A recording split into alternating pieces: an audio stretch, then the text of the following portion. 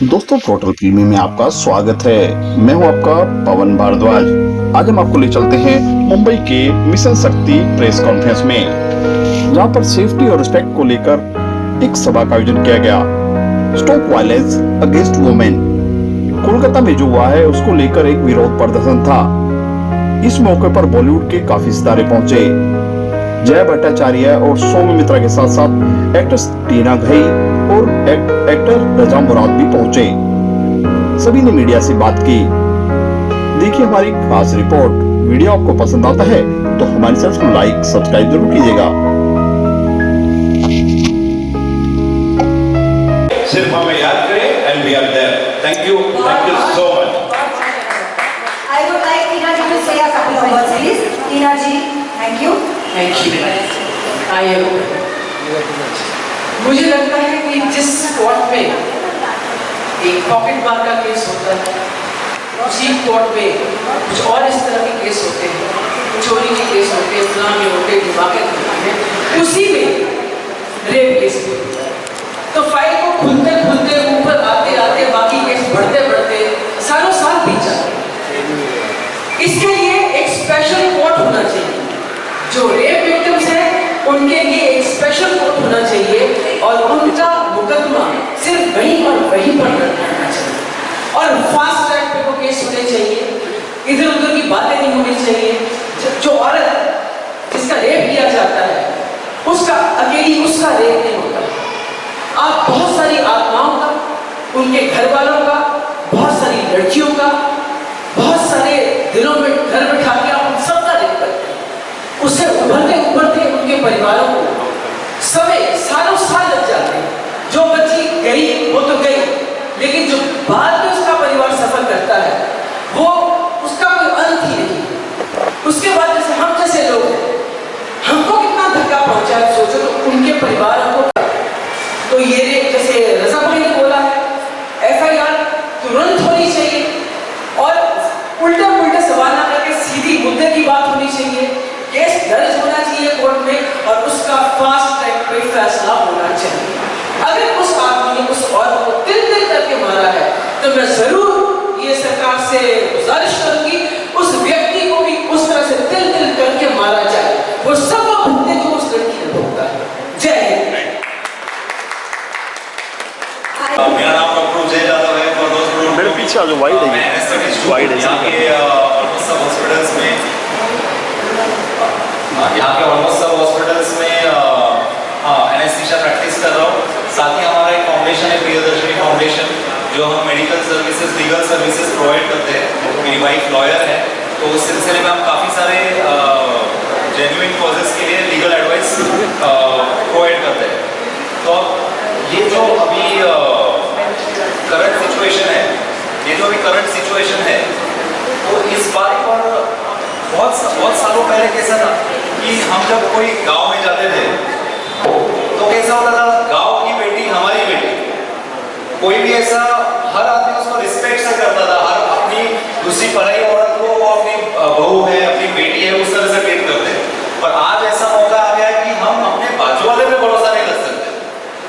अब ये अभी how to deal with this now, this is not an individual problem, ये सोशल प्रॉब्लम है। आज मुझे बहुत खुशी हो रही है कि अपने सोसाइटी के हर स्तर का व्यक्ति अपनी अपनी तरफ से यहाँ पे आ रहा है और कुछ सोच रहा है। अब ये जो सोच है, ये जो छोटी मूवमेंट है, जैसे सर ने बोला, छोटी मूवमेंट हमेशा एक बड़ी मूवमेंट क्रिएट करती है। This movement needs to be capitalised on and we need to understand what is the basic problem. ये जो सोशल प्रॉब्लम है, सब लोगों ने साथ इकट्ठा मिलकर सॉल्व करनी है। We should tell our younger generation that how you have to look at women. Women are cannot be the object of desire. You have to respect women. जैसे आप अपने घर में अपनी बहन को, अपने माँ को रिस्पेक्ट कर रहे हैं, मान सम्मान दे रहे हैं, वैसे ही हमको सबके साथ वही स्तर पे देखना है। सिर्फ एजुकेशन लेके मतलब नहीं है, वो एजुकेशन सोसाइटी के वैल्यू में भी आना चाहिए। बस ये कि मेरे दो शब्द समाप्त करता हूँ। Wonderful, lovely. Thank you so much. Yes.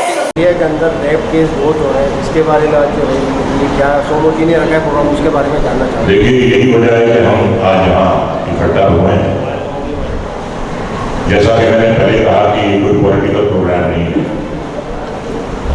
ऐसी घिनौनी वारदातें मुल्क के कोने कोने में होती हैं तो किसी भी राज्य को या किसी भी पॉलिटिकल पार्टी को दोष देना जो है, ये दोष देने का वक्त नहीं है। ये वक्त है इस हैवानियत को रोकने का।